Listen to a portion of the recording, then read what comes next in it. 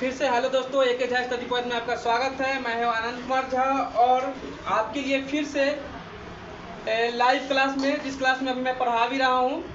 तो बच्चे लोग का प्रश्न है कि एपी का अर्थमेटिक प्रोग्रेशन चैप्टर है समांतर सेधि, उसका 5.1 पे ये लोग 5.1 नंबर जो टॉपिक है बना रहे हैं चैप्टर, जिसका 10 का 1 नंबर प्रॉब्लम आया है। ठीक है, 10 का 1 नंबर प्रॉब्लम है जो यहाँ देखेंगे हम। 10 का 1 नंबर प्रश्न, 10 का 1 नंबर प्रश्न जो है आपके सामने है। समांतर श्रेणी, समांतर श्रेणी। ये बता दें कि जो यह प्रश्न है आलोक भारती प्रकाशन का है। समांतर श्रेणी 3, 18, 13 और 253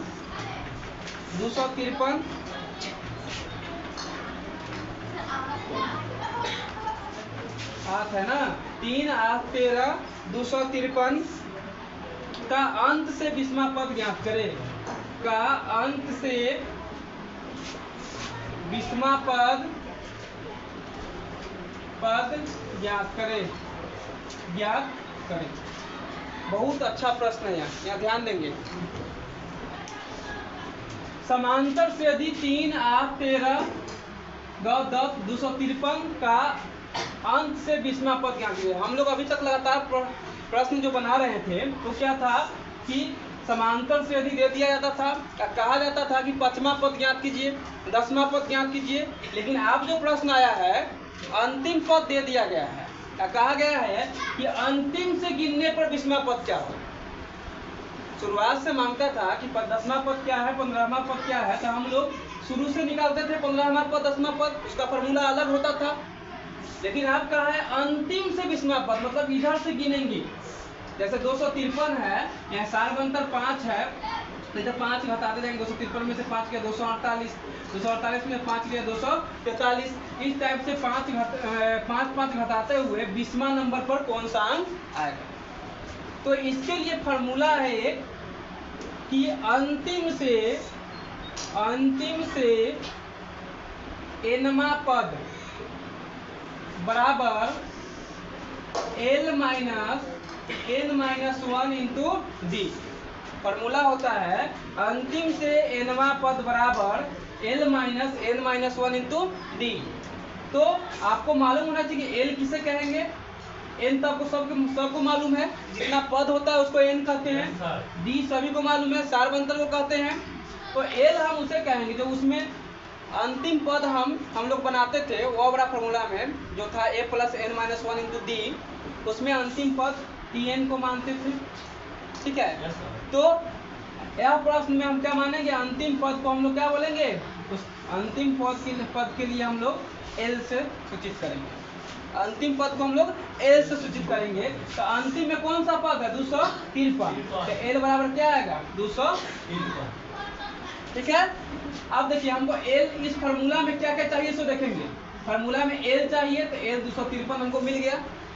अब फार्मूला में n चाहिए तो क्या कहा है क्वेश्चन में, 20वां पद ज्ञात करें। क्या कहा है, 20वां पद ज्ञात करें। मतलब n क्या, 20, n क्या 20।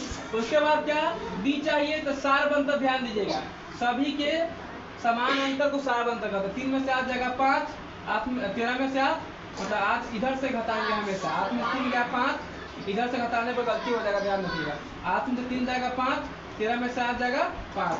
सार बंतर क्या है, 5, मतलब डी का मान क्या है, 5। ठीक है, तो हम फार्मूला का यूज करेंगे। क्या formula, l into n-1 into D. तो यह ध्यान देंगे l कितना, 253, l कितना 253, माइनस n कितना 20, n कितना होगा 20, -1 और d कितना 5। तो ध्यान देंगे यहाँ 253 माइनस 20 में से 1 जाए कितना बचेगा, 19 गुने 5। आप देखिए जिसको बोध मास नहीं आता होगा, देखिए यहाँ पर गलती कर देगा। यहाँ गलती नहीं करेगा, 253 में से 19 घटा लेगा तब 500 गुना करेगा, तो आंसर गलत आएगा। तो हम लोग अगर बोध मास जानते हैं तो बोध मास में जानते क्या है कि पहले ब्रैकेट का काम होता है, ठीक है, उसका ऑफ का, उसका डिवाइड का, उसका मल्टीप्लाई का। इसमें ना ब्रैकेट है, ना ऑफ है, ना डिवाइड है, इसमें क्या दिया हुआ है, मल्टीप्लाई दिया हुआ है। तो पहले किसका काम करेंगे, मल्टीप्लाई, गुना का काम। तो 253 माइनस 19 बचे 95, तो 253 में से 95 घटेगा, कितना बचेगा आंसर 158। 253 में से 95 घटाएंगे तो 13 में से 5 गया 8, 14 में से 9 गया 5, यहाँ से दिया 158।